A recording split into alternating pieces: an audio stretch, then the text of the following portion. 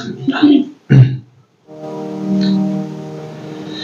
오늘 또 이 귀한 시간을 저희들에게 허락하여 주신 하나님 은혜를 감사를 드립니다.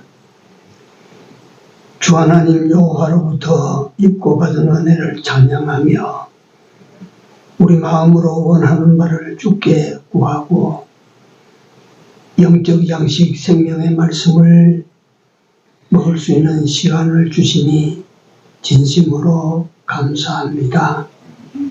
이 하나님의 크신 은혜에 하나님 우리 한 시간이라도 보답할 양으로라도 온 마음을 다하고 힘을 다하여 하나님을 경배하는 예배가 되어질 수 있도록 성령께서 이끌어 인도하여 주시옵소서.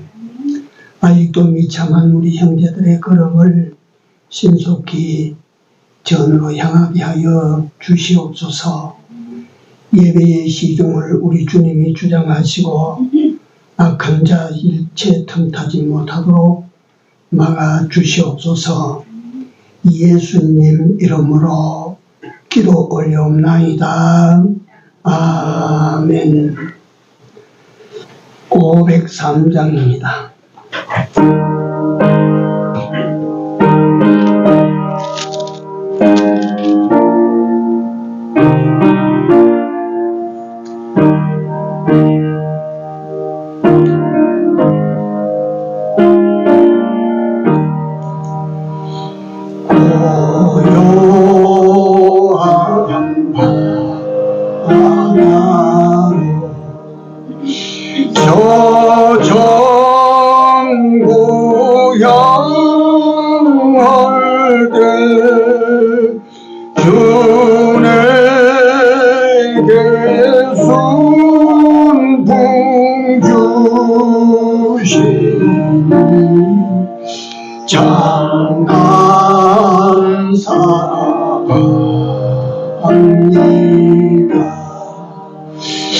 이 세상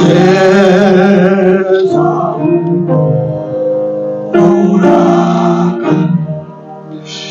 주 뜻을 본다고 내 몸이 미운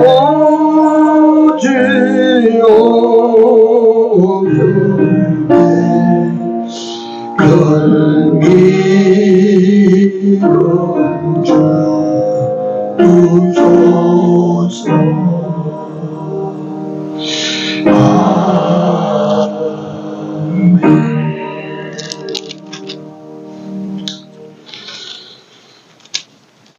하나님 말씀입니다. 누가복음 13장입니다. 누가복음 13장 6절에서 9절까지입니다. 합독하시겠습니다. 이에 비유로 말씀하시되 한 사람이 포도원에 무화과나무를 심은 것이 있더니 와서 그 열매를 구하였으나 얻지 못한지라. 과부인지기에게 이르되 내가 3년을 와서 이 무화과나무의 실과를 구하되 얻지 못하니 찍어버리라. 어찌 깡만 버리느냐. 대답하여 가로되 주인이여 금년에도 그대로 두소서. 내가 두릅하고 걸음을 줄이니 이후에 만일 실과가 열리면 이어니와 그렇지 않으면 찍어버리소서 하였다 하시니라. 아멘.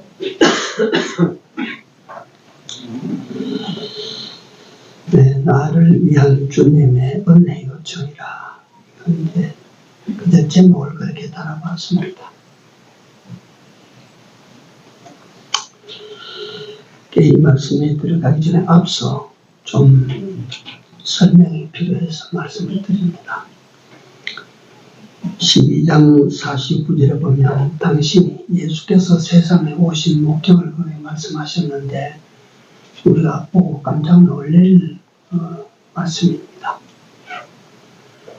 내가 세상에 땅에 불을 던지러 왔다 이라시거든요.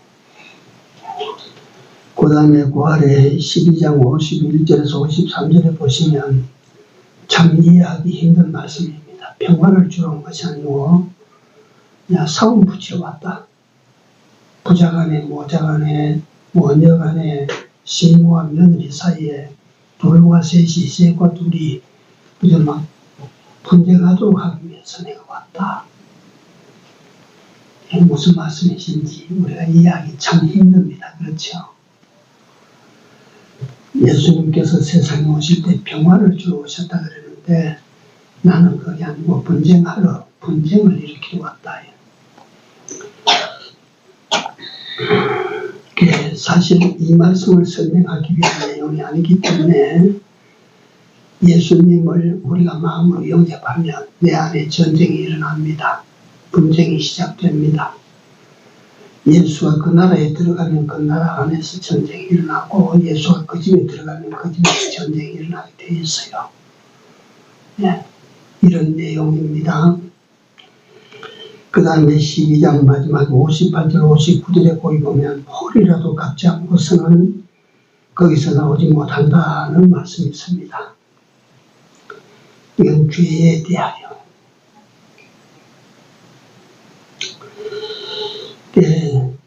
죄라고 하는 것은 머리카락만이 작아도 죄가 하나 걸리면 하나님의 그 명하신 바 그 감옥에서 못 나와요. 멸망의 감옥에서 나올 수가 없어요. 그래서 제가 이 말씀을 준비하면서 다시 한번 느꼈죠.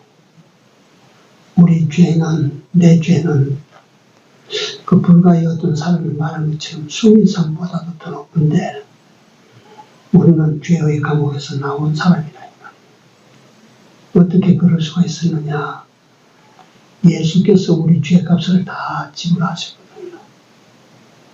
예수께서 내 죄값을 다 지불하셨어요. 십자가 위에서 흘린 그 보혈로 죄값인 죽음을 대신 당하시고 그 일을 믿는 자들에게 죄에서 해방되는 은혜를 주셨어요. 우리가 예수 믿고 죄사함의 은혜를 받았어요. 우리가 이 큰 은혜죠. 머리카락만한 것이 있어도 하나님이 만들어 놓은 감옥에서 나오지 못하는데 우리 죄는 태산덩어리보다 큼에도 불구하고 그 예수께서 우리 죄를 대신해서 다 담당하셔서 우리는 그 하나님의 만드신 죄 감옥에 안 들어간다 이 말이에요. 그 죄를 설명하시다가 이제 오늘 본문에 들어오는 겁니다.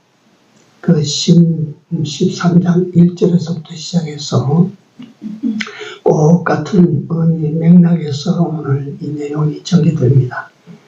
첫 번째는 예수님 죄에 대해서 그러니까 홀이라도 깎기 전에 못 나온다 그렇게 말씀하시니까 누가 있다가 와서 말합니다.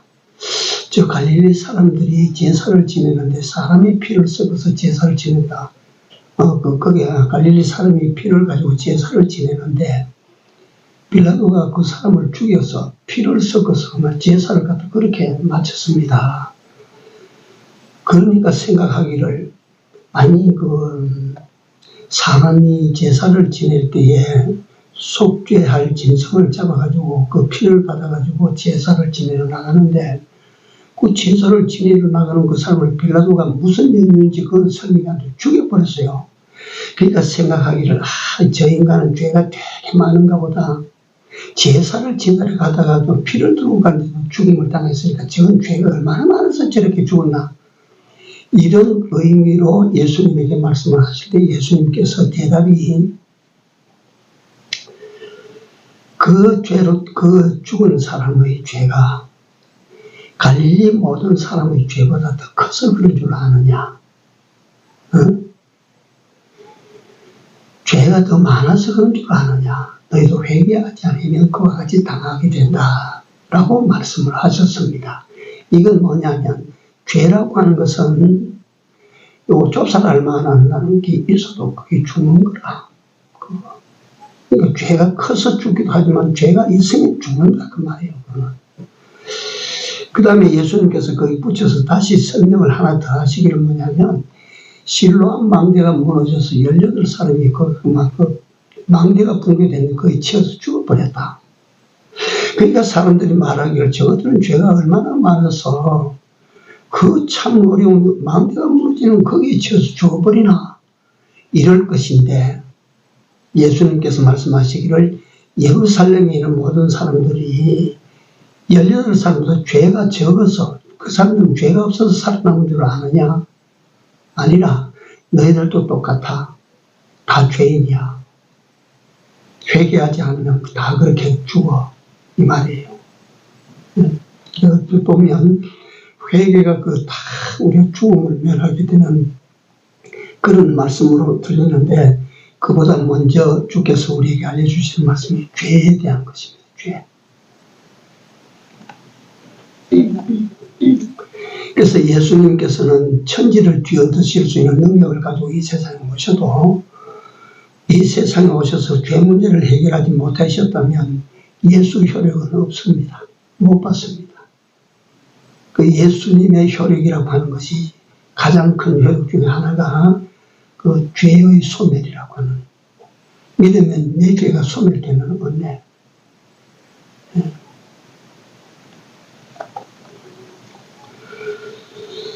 자, 여기까지는 사실을 가지고 예수님께서 말씀하셨습니다. 그 빌라도가 제사 드리는 사람을 죽여서 일어난 사건이든지 실로암 망대가 무너진 사건은 실제로 일어났던 일을 가지고 지금 말씀하시고, 그 다음에 오늘 거기 연결해서 오늘 6절에서부터 9절까지는 예수님의 비유입니다. 비유. 그래서 예수님께서 왜 사실을 사실로 말씀하시나, 비유로 말씀하시나?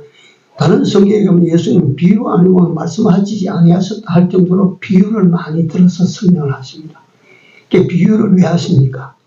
더 잘 알아듣도록 하기 위해서, 더 본질을 더 빨리 이해시키도록 하기 위해서 비유를 하시는 것이요. 그래서 오늘 이 비유가 오늘 우리에게 무엇을 알려주시는지 한번 봅시다.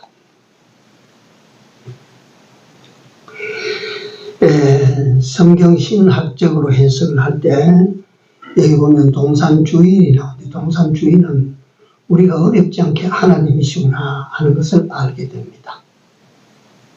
동산주인은 하나님이시라.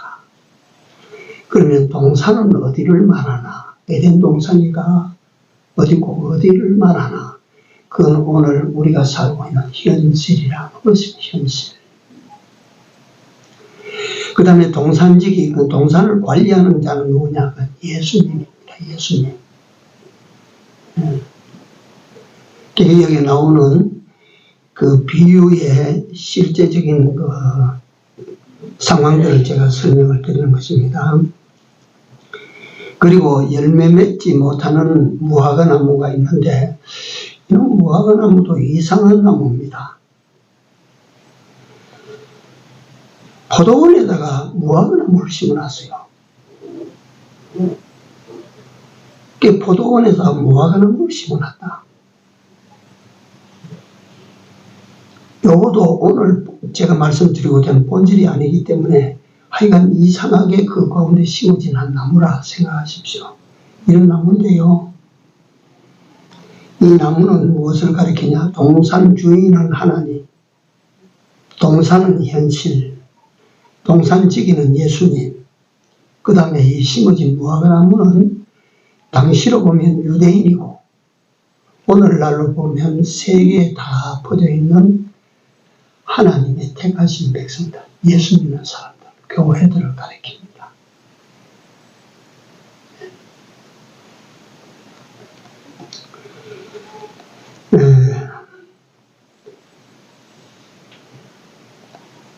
그래서 13장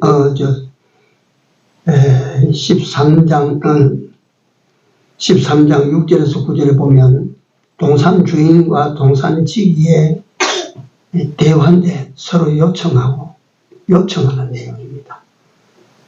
그래서 제가 별명 제목을 우리를 위한 주님의 은혜의 요청이라고 지어 붙였습니다. 여기 보면 하나님께서도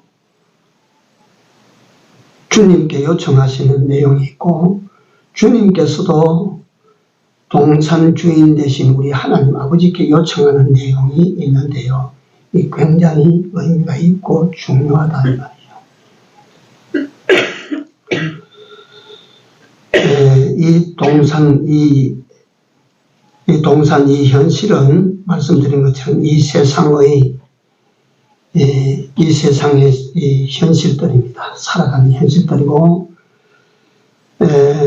그 다음에 무화과 나무는 지상 교회들과 지상 예수 믿는 사람들입니다. 예수 믿는 사람들. 근데 동산 주인이 보실 때에 이 현실에 심어진 무화과 나무 된 교회들이나 또 성도들에게 희망이 안 보인다 하는 뜻입니다. 열매가 없다 하는 말이에요. 열매가. 이거 큰일 아닙니까? 우리에게는 참 엄청난 말씀입니다.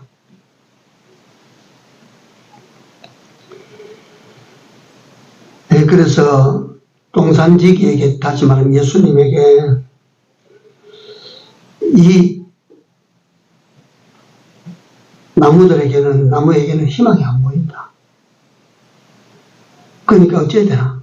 뽑아버리라. 이 뽑아내버리라.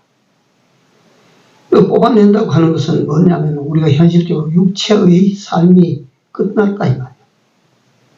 열매도 하나 맺어보지 못하고 육체의 삶이 끝나는 거라.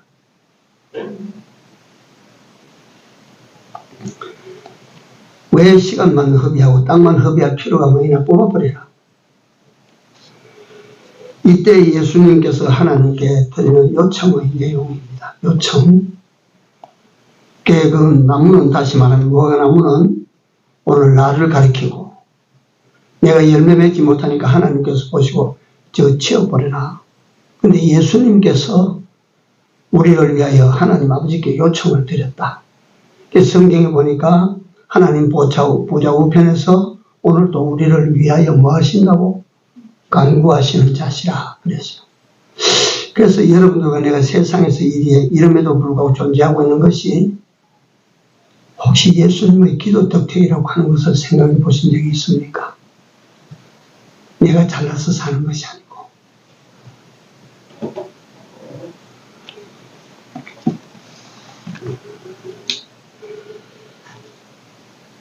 우리가 지금 이 땅에서 소중한 기회를 얻어서 살고 있다는 사실 또한 동시에 알아야 됩니다. 여러분들과 내가 사는 이 삶이 굉장히 중요하다. 어쩌면 하나님께서 주시는 마지막 기회가 될 수 있다. 네.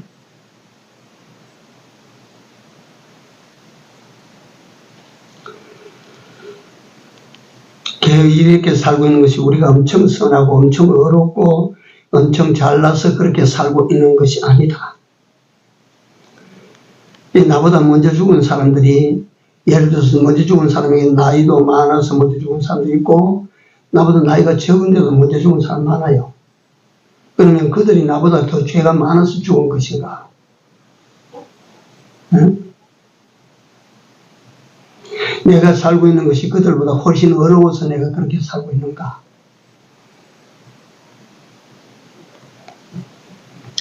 이런 각각 이런 많은 우리가 의문들, 다시 말하면 지금까지 생각해보지 못한 문제들에 대한 것을 우리 머리에 두고 차근차근 하나씩 생각을 해나가보도록 하겠습니다. 첫째, 하나님께서 요청하신 요청입니다. 7절 같이 한번 읽습니다.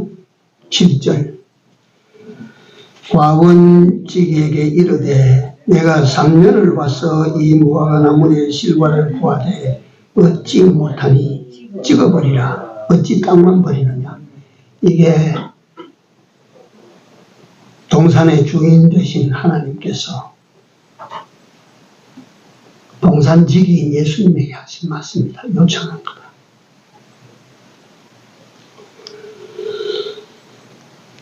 말씀드린 것처럼 이 나무를 뽑아버려라.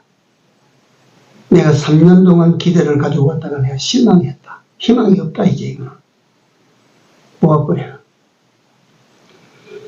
그 하나님의 조치를 우리가 잘못됐다고 할 수 있습니까? 옳은 조치입니다. 옳은 조치. 열매 맺지 않는 나무는 거기 둘 필요가 없는 것입니다. 애서 돌볼 필요가 없는 것이야. 열매 맺지 않는 나무는. 동산 주인이 동산직에게 요청한 것, 요청도 되고 명령도 되는데 뽑아버려라. 그런데 그 상대적으로 우리가 여기서 한번 바꿔서 생각해 봅니다. 그 동산 주인이 동산지기에 뽑아버리라고 하는 그 나무가 만약에 열매를 하나씩 두 개씩 막 맺기 시작했다면 어쩔까요? 열매를 갖다가 맺기 시작했다고 하면 3년 만에 열매를 갖다 한 두 개라도 달았다면 동산 주인이 뭐라고 시켰을 것 같아요? 요청했을 것 같아요? 정반대 아니겠습니까? 아, 이거 이제 열매 맺는다. 이 사람아 그 나무를 잘 돌보게. 그럼도 잘 주고 더 깨끗하게 하게. 다른 곳에 보니까 열매 맺는 가지는 농부가 열매를 더 많이 맺게 하도록 하기 위하여 이를 뭐 어떻게 깨끗하게 하시느니라. 요한복음 15장입니다.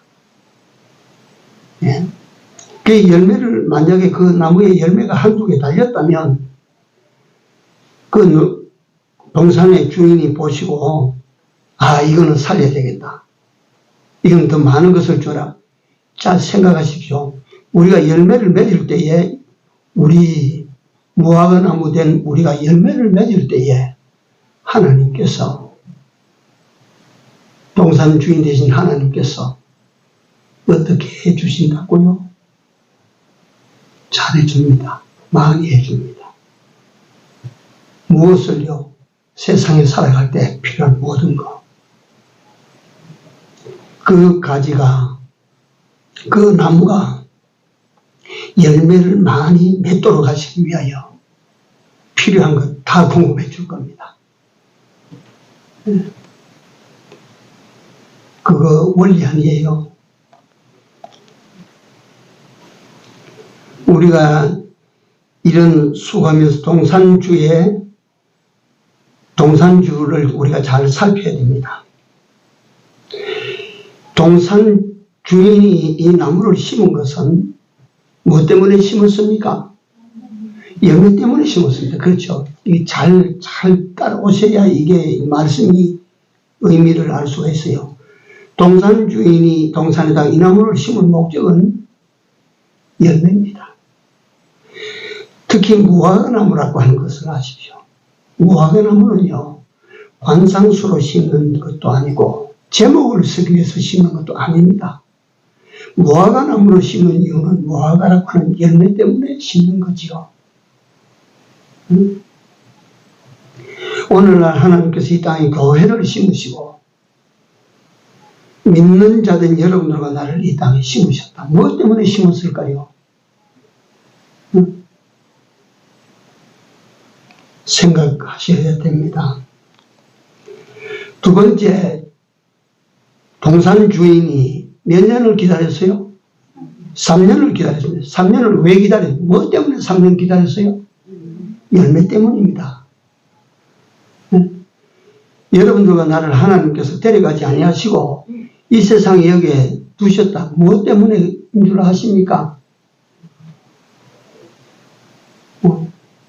하나님께서 무엇 때문에 내가 그래서 이 말씀 앞에 오늘 말씀을 준비하다 가만히 생각해 보니까 사람마다 제가 그런 이야기를 듣습니다. 죽을 고비를 내가 넘겼지요. 다 그런 경험들을 했더라고요. 내가 죽을 고비를 그때 넘겼습니다. 네. 집사님 죽을 고비를 넘겼지. 하나님께서 내 집사 살려놓으신 이유를 요새 조금씩 알아갑니다.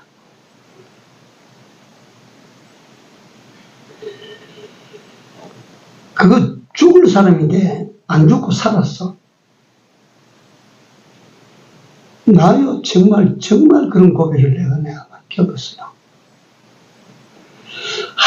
나를 살려주신 하나님께서 왜 살려주셨는가? 내가 잘났기 때문에 산 것이 아니고 예수님께서 하나님께 나를 위하여 요청하셨다. 한 번만 더 기다려 보십시오. 한 번만 더 기다려 보십시오.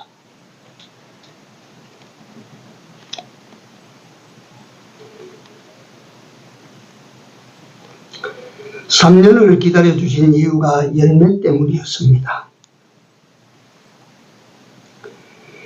근데 그 열매를 맺지 못하고 농장 주인이, 동산 주인이 기다리는 열매를 맺지 못하고 입만 무성하게 만들면 뭐합니까? 가지만 왕성하면 뭐합니까? 주인의 땅만 더 버리는 것이지. 세상에서 이렇게 커졌다 저렇게 커졌다, 이렇게 높아졌다 저렇게 높아졌다, 이렇게 많이 가졌다 저렇게 많이 가졌다, 그거 뭐합니까? 사실 그거 목적이 있어서 하나님께서 이 땅에 두신 것이 아니라고요. 응?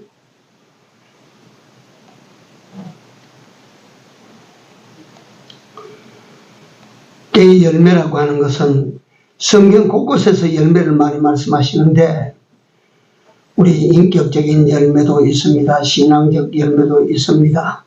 육신적 열매도 있습니다. 도덕적 열매도 있습니다. 하나님이 기뻐하시는 열매, 우리가 예수 같은 성품을 가지고 예수 같은 일을 하고 예수의 모습으로 살아가고,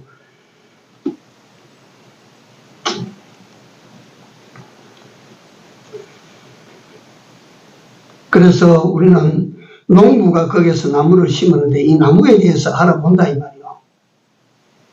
어떤 나무여야 되는지, 열매 맺어야 돼요.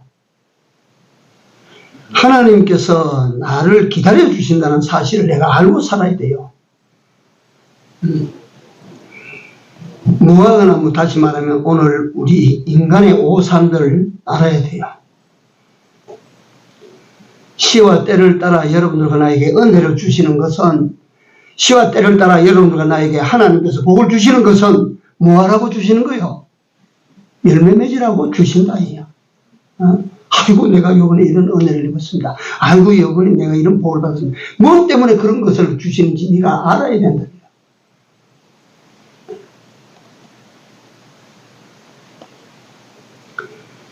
열매를 많이 맺으라고 주신 것입니다. 잎사귀 키우라고 주신 것이 아닙니다.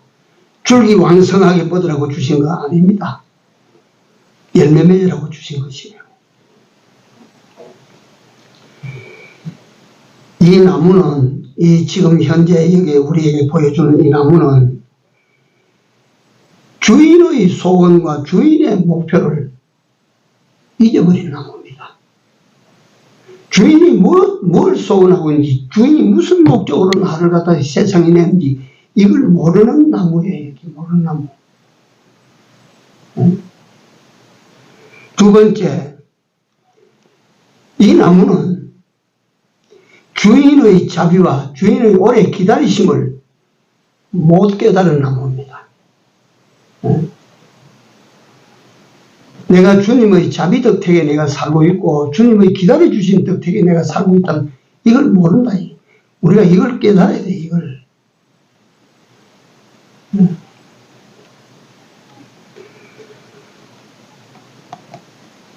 또 세 번째, 이 나무는 지금까지 설명드린 내용인데, 열매 맺어야 될 줄을 알지 못하고 잎사귀 키우는 자랑으로, 줄기질에 뻗어나가는 자랑으로, 이게 보십시오. 얼마나 잘못 사는 것인가. 우리 모두가 다 생각합시다. 이 세상에서 예수를 믿는 예수의 사람으로 이 세상에서 무슨 목적으로 삽니까? 세상에서 무성한 자기가 그게 목적입니까?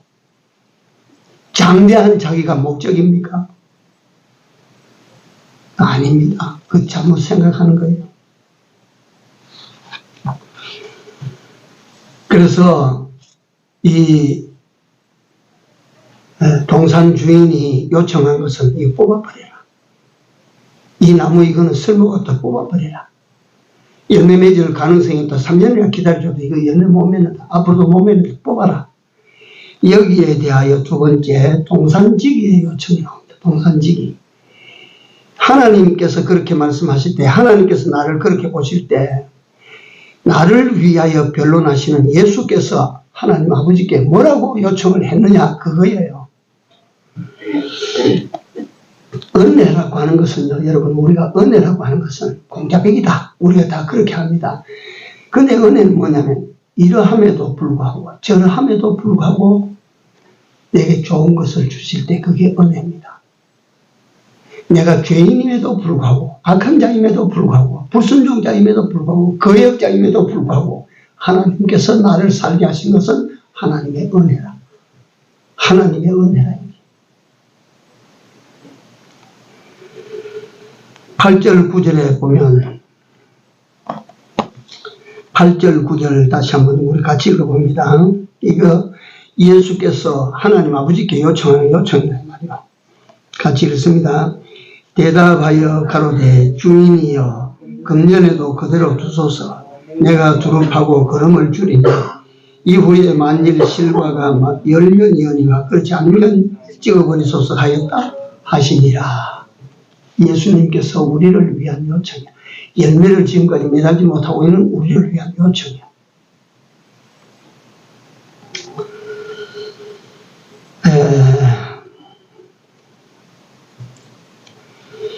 여기서 우리가 먼저 이 내용 자체를 설명하기 전에 주께서 우리를 사랑하시는 사랑을 우리가 한번 생각합시다. 막바지에 왔어요. 우리가 막바지에 왔어.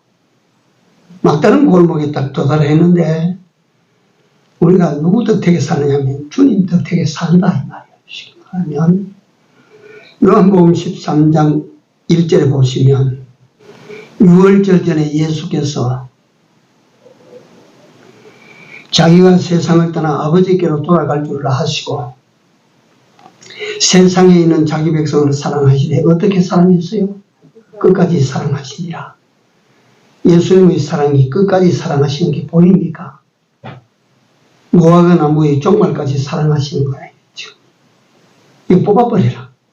끝이에요.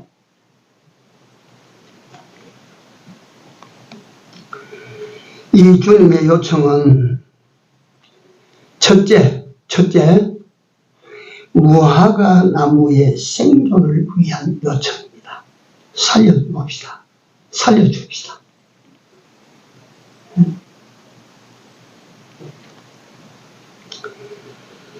둘째, 열매를 바라고 열매를 소망하신 요청입니다. 지금까지 못 맺어도 맺을 수 있지 않겠습니까? 지금까지 못 맺었다 할지라도 열매 맺을 수 있으니까 한번 기다려 주십시오 하는 요청입니다. 세 번째로는 농장주의 최후의 심판을 면케하시려는 요청이에요. 네? 뽑아버리라. 그 최후예요. 끝이에요. 그 하나님의 진노의 끝을 면하게 하시려고 하시는 예수님의 요청이라 이 말이에요. 그래서 다시 한번 우리 자신에게로 한번 이 예수님의 요청으로 말미암은 그 효과, 그 은혜로 우리가 지금 은혜를 입었나?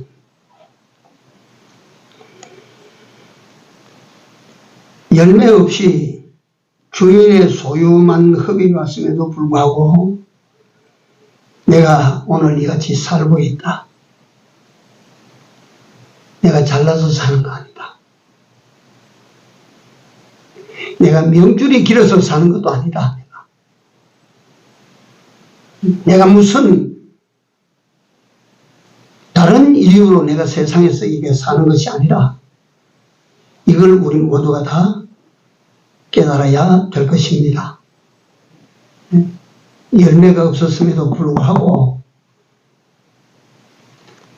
혹 이 가운데는 그저 좋은 열매들이 있기 때문에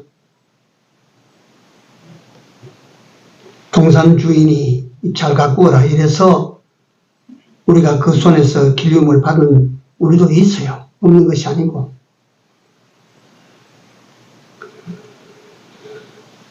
주인의 소유만을 허비하고 주인의 땅만을 차지하고 있는, 그럼에도 불구하고 내가 살아있다고 하는 것이 주님의 요청 때문이다. 은혜의 요청, 나를 위한 요청 때문이다. 두 번째,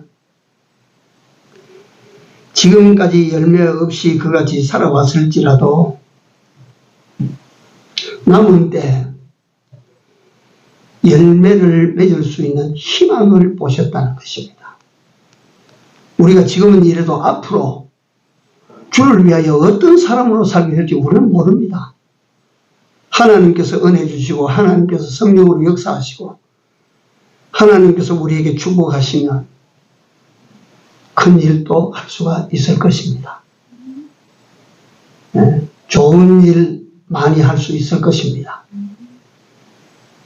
거룩한 일 우리가 하고 살 수 있을 것입니다.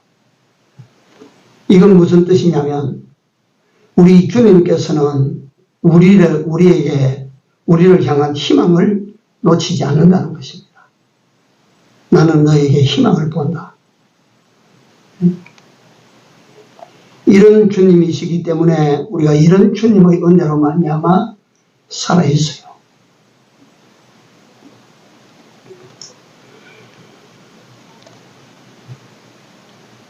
그리고 이제 마지막으로 우리가 생각할 것은 우리 모두가 다 살고 있는 이 삶이 혹시 마지막 투항이 아닌가 생각하십시오. 연세가 많든지 적든지 내가 살고 있다 이게 주님의 요청에 의한 마지막 순간이 아닌가. 1년만 기다려 보십시오. 그때가 아닌가. 그때를 여러분들과 내가 살고 있지는 않은가 이 말이야. 어떻게 살아야 되겠습니까?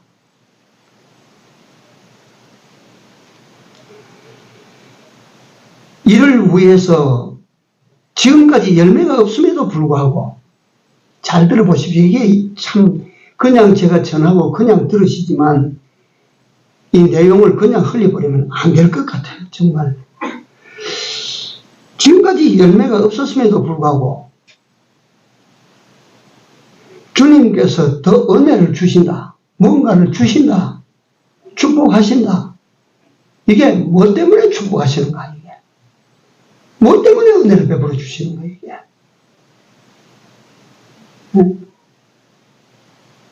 심각해져야 돼요 우리가.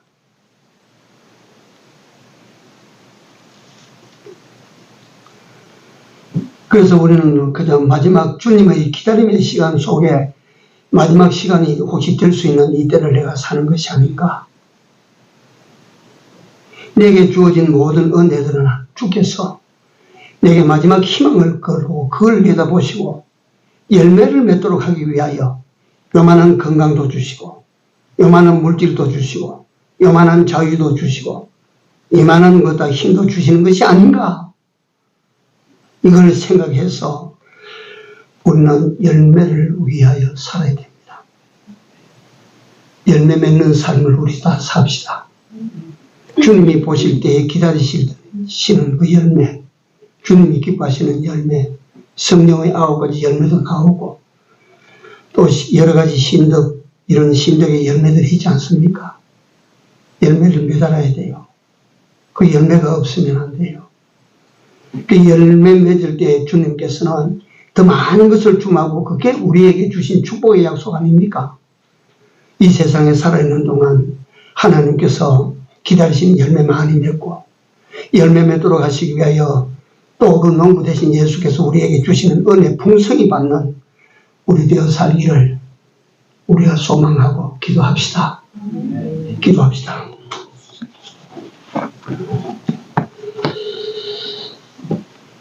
주님, 이 말씀을 오늘 저희들에게 주시오니 감사합니다. 내가 살아가고 있으니 마지막 때인지 저희들이 어떻게 알겠습니까? 열매 없이 살아온 거 하나님 앞에 회개하고 이제 남은 때는 얼마든지 주님이 기뻐하시는 열매를 잘 맺어서 열매 맺는 가지, 열매 맺는 나무에 풍성하게 주시는 주님의 은혜와 축복을 받는 우리 모두가 되고 가정들이 되고 교회가 되게 하여 주시옵소서. 동산 주인 되신 하나님을 실망시키지 아니하는 그 기다림을 무너뜨리지 아니하는 교회가 되고 주의 백성들의 가정이 되고 종들이 다 되게 하여 주시옵소서. 예수님 이름으로 기도 올려옵나이다. 아멘. 545장.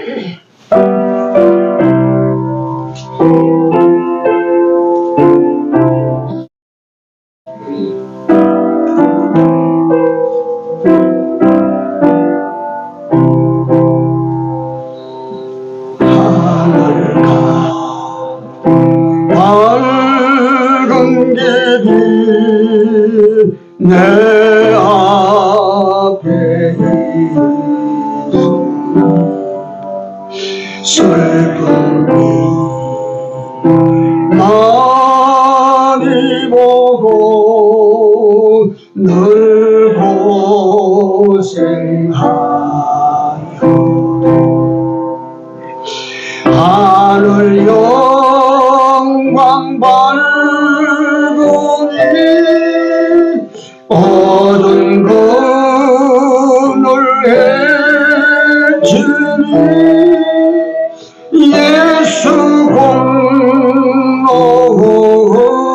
의지하여 항상 이출고